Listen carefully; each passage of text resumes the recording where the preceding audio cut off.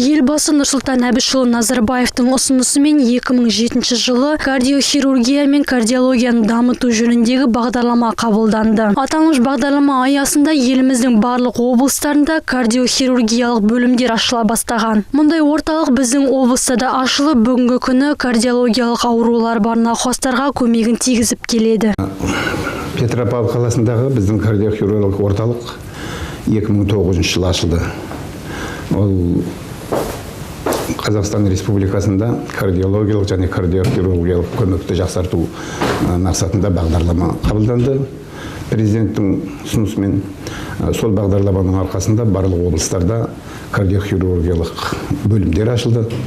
Біз өзімізде осы екінші қалалық аурухананың материал-техникалық базасында кардиохирургиялық орталықты аштық. Бас дәрігер Азамат Мағзумовтың айтуынша, орталық ашылғаннан кейін дәрігерлердің біліктіліктерін арттыру мақсатында еліміздің және шетелдің кардиохирург мамандары келіп біраз көмек көрсеткен. Сонымен қатар орталық дәрігерлері жиі арнайы оқу курстарынан өтіп тұрады. Интервенциялық хирургия, кардиохирургия және ангиохирургия дәрігерлері бірнеше рет Сингапур, Франция, Германия елдерінде арнайы оқудан өткен. Сонымен қатар біліктілікті арттыруға қажет әртүрлі мастер-кластарға қатысқан. Дәрігерлерді шетелдерге жіберіп 2008 жылы оқыттық. Олар Литва қаласында оқыды. Литвада Каунас қаласында оқыды. Одан кейін Польша специалистерінің қатысуымен Қарағандыда оқыттық. Астанада оқыттық.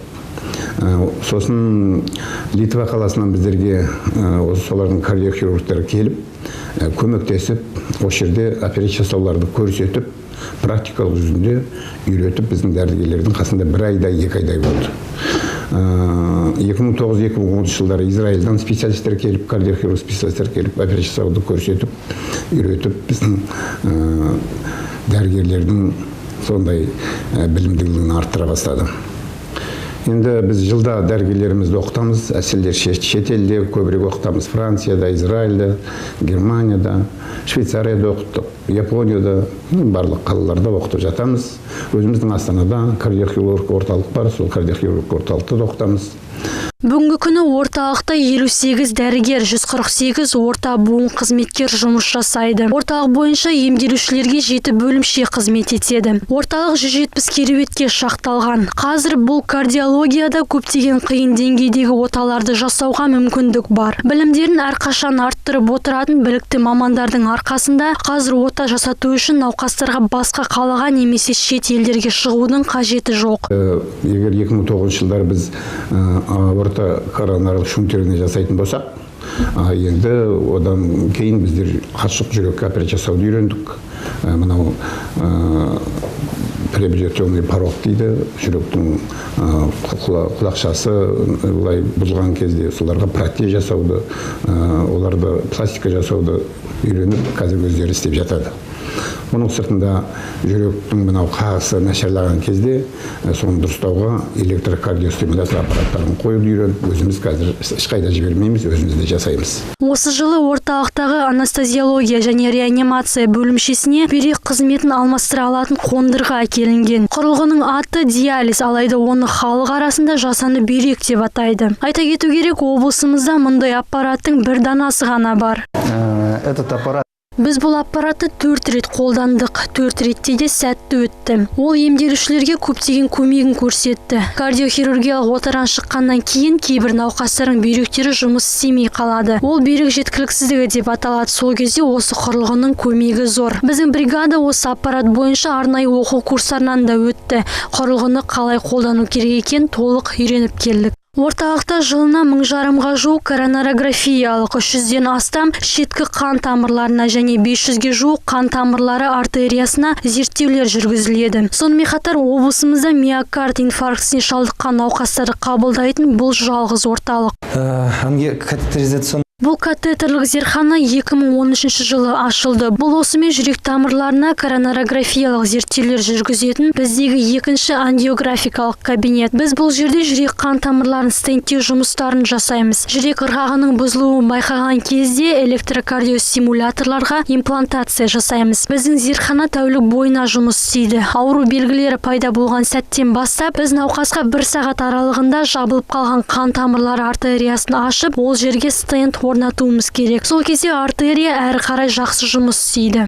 Кардиореанимация бөлімінде жатқан әрбір емделуші тәулік бойына мониторингтің бақылауында болады. Орталықтағы құрылғылар ол соңғы үлгідегі заманауи препараттар. Солардың бірі инфузомат деп аталады. Емделушіге осы аппарат арқылы дәрілік заттар тасымалданады. Этот аппарат кардиомонитор. Бұл кардиомонитор соңғы үлгідегі заманауи аппараттардың қатарына кіреді. Ол тәулік бойына қан қысымын, тамырдың соғуын қадағалап тұрады. Бұл аппарат сараптамалық сыныпқа жатады. Ең үздік. Бұл аппарат орталыққа 2 жыл алдын әкелінді және ол ешқандай қиындықсыз жұмыс істеп тұр. Бұл жаңа қондырғылар дәрігерлердің жұмысын біршама жеңілдетіп келеді. Егер алдын мамандар дәрінің әрбір тамшысын өлшеп отырған болса, қазір бұл жұмысты мына аппараттар жасайды. Егер емделушінің қан қысымы немесе тамыр соғысы нашарлап кетсе, құрылғы бірден белгі береді. Осы құрылғымен ем алып жатқан емделушілердің бірі Сергей Юрченко.